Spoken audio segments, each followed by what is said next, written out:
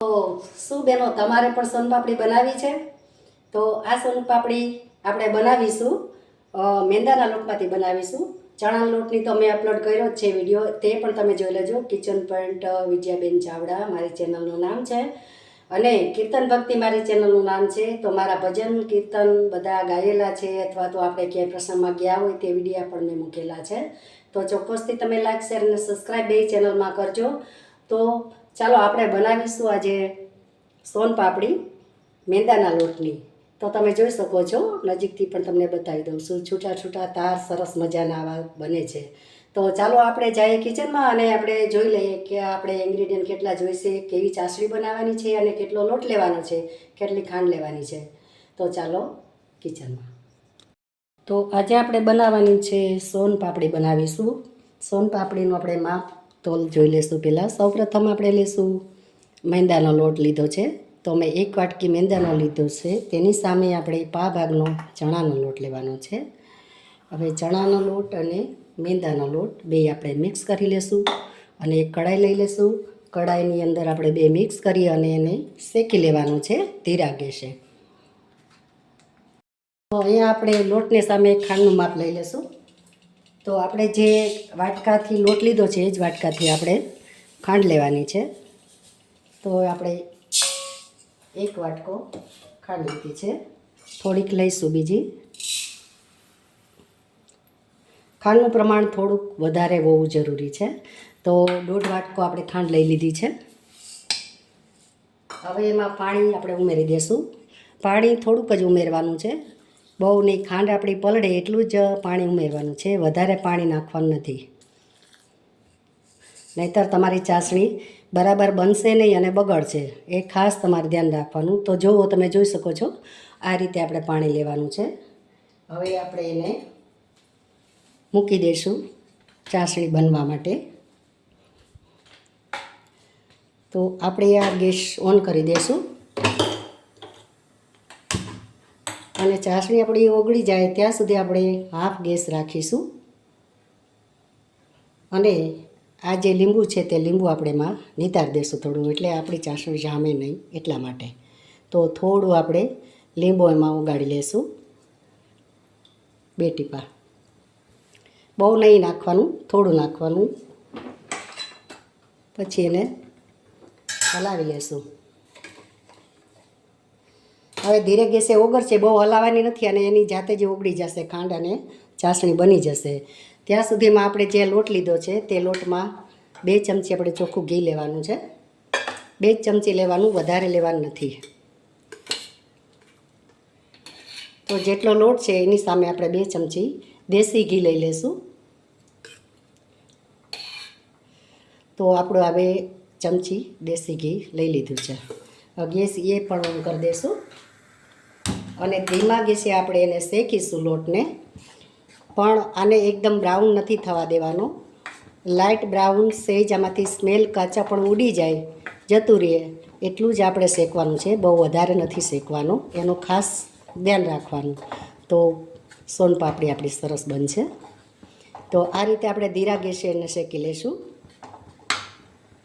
જોઈ શકો છો આપણી ચાસણી બનવા માંડી છે, પણ આમાં આપણે ઓછામાં ઓછી 15 થી 20 મિનિટ, આપણે 20 થી 25 મિનિટ ચાસણી બનવામાં લાગે છે. એકદમ સ્લો ગેસે આપણે ચાસણી બનાવવાની છે, બહુ ઉતાવળ નથી કરવાની ચાસણી. અને કઈ રીતે આપણી ચાસણી પાકે તે હું તમને, ચાસણી પાકશે ત્યારે હું તમને બતાવીશ. અને આપણો લોટ પણ શેકાઈ ગયો છે, જોઈ શકો છો.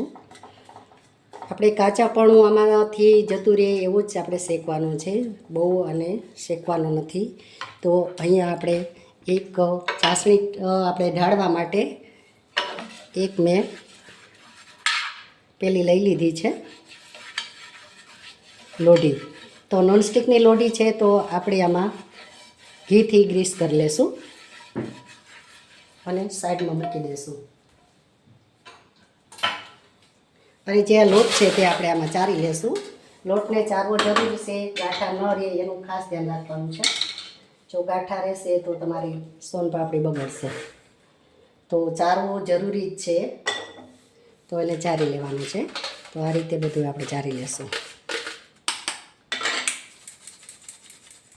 સંપૂર્ણ ચાસણી બની ગઈ છે તો તમે જોઈ શકો છો એકદમ ગોલ્ડન બ્રાઉન થઈ ગઈ એટલે આપણી ચાસણી બની ગઈ છે. હવે એ ચાસણીને આપણે એક જે થાળી ગ્રીસ કરેલી હતી તેમાં આપણે લઈ લઈશું. ગેસ કરી દઈશું બંધ. તો અહીંયા આપણે લોઢી લીધી છે તેમાં ચાસણી ઠારી દેશું. તો આ રીતે ઠારી દેશું. ઠરી જાય પછી આપણે એને થોડીક લાંબી ટૂંકી કરીશું એટલે વ્હાઈટ થઈ જશે. તમે જોઈ શકો છો આ ચાસણી આપણી ઠરી ગઈ છે અને આપણે નીચે કટકો રાખીશું એટલે આમથી આમ થાય, કારણ કે આ હાર્ડ વાળી ચાસણી બને છે તો આમાં ધ્યાન રાખવું જરૂરી છે. તો હવે આને આપણે ભેગી કરી લેશું. એકઠી કરી અને પછી આપણે હાથમાં લઈ લેશું અને ઉતાવળ રાખવી જરૂરી છે. અને મેં આગળ પણ સોનપાપડીનો વિડીયો મૂકેલો છે, અપલોડ કરેલો છે, પણ તે ચણાના લોટની છે અને આ છે આપણે મેંદાના લોટની બનાવીએ છીએ. તમે જોઈ શકો છો તાર પણ સરસ મજાના થાય છે આમાં. તો હવે આપણે બધી એકઠી કરી લેશું આ રીતે. આ હાર્ડ બહુ જ થાય એટલે બહુ ધ્યાન રાખવું જરૂરી છે. તો અહીંયા આપણે ઘીવાળો હાથ કરી લેશું. હાથ કરી અને પછી આપણે હાથમાં લેશું એટલે હાથમાં ચોટે નહીં. અને ગરમ પણ બહુ હોય છે. ગરમ ગરમ જ આપણે દાજી ન જવાય એનું ખાસ ધ્યાન રાખવાનું છે. તો આ રીતે આપણે ભેગી કરતા જઈશું અને લેતા જઈશું. થોડીક ઊંચા નીચી પલટાવીશું.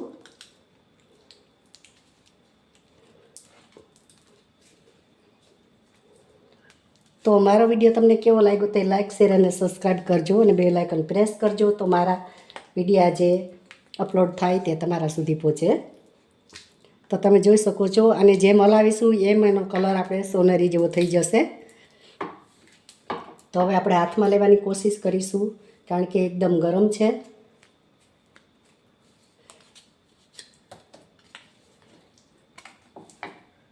તો અહીંયા મેં આ ડીશમાં લઈ લીધી છે કારણ કે ગ્રીસ કરી દીધી છે ડીશને મેં હાથમાં ચોટે નહીં એટલા માટે.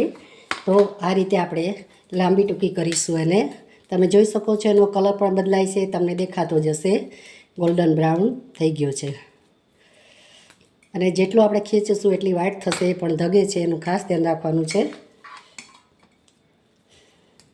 તો જુઓ તમે 5 થી 7 વાર આવી રીતે કરીશું એટલે સરસ આપણો લુઓ બની જશે અને કલર પણ ચેન્જ થઈ જશે. તો હવે આપણે જે લોટ લીધો તો એ લોટ અહીંયા રાખીશું અને આ રીતે આપણે એનો ગોળ રાઉન્ડ વારી દેશું. આમ વારી અને પછી આપણે લોટમાં લઈ લેશું. ફટાફટ કરીશું. લોટમાં પડ્યા પછી તો ફટાફટ જ આપણે પ્રોસેસ કરવાની છે. તો આ રીતે આપણે પ્રોસેસ કરીશું. તો તમે જોઈ શકો છો. નહીંતર કેવું થશે કે ચાસણી જ્યાં રહેશે ત્યાં રહેશે, જામી જશે એવું થશે. એટલે આ રીતે આપણે એને ફટાફટ લઈ લેશું.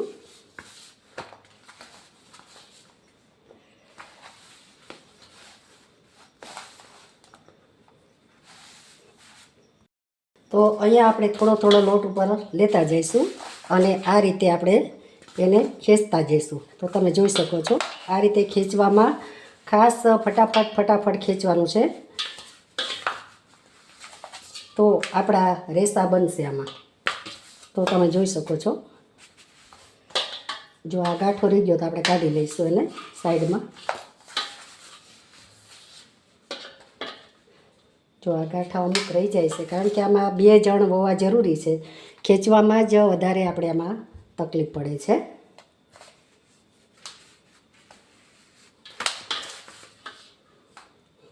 તો આ વિડીયો લાંબો થશે પણ તમારે પરફેક્ટ રીત સાથે તમને હું બતાવું છું. તો સ્કીપ કર્યા વગર તમે વિડીયાને જોજો તો જોઈ શકો છો. જો આપણા રેસા છે એ કેવા સરસ બને છે. તો જે આ લોટ છે વધ્યો છે તે આપણે થોડો લેતા જઈશું અને આ રીતે આપણે ખેંચતા જઈશું. ઈંઢોણીની જેમ આપણે બનાવી દેવાનું એટલે તમને તકલીફ ના પડે ખેંચવામાં. આ રીતે ખેંચો તોય ચાલશે. તમે જોવો છો સરસ એવા આપણા ખુલ્લા તાર સરસ મજાના થઈ ગયા છે. તમે જોઈ શકો છો, જો, અને કડક પણ સરસ થઈ ગઈ છે. હવે આને આપણે કટ કરી લેશું. કટ કરીને આપણે આ એક બોક્સ લીધું છે મીઠાઈનું, તો એમાં આપણે લઈ લઈશું. તો આ એના માપમાં આપણે કટ કરી અને લેતા જઈશું અને મૂકતા જઈશું. તો આ રીતે આપણે બધી ગોઠવી દઈશું આમાં. અને નીચે મેં ચીપ્સ મૂક્યા છે, આમાં તમે કાજુ બદામ બધું રાખી શકો છો, પણ અવેલેબલ નથી એટલા માટે મેં મારી પાસે પહેલાં સીડ્સ પડ્યા હતા એટલે એ મેં લઈ લીધા છે. તો તમે જોઈ શકો છો, આ રીતે આપણે ગોઠવી દઈશું.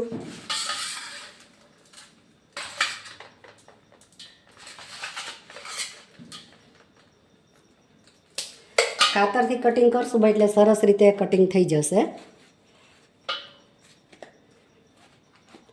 તો આપણા એક રેસા સરસ મજાના સોનપાપડીના બની ગયા છે.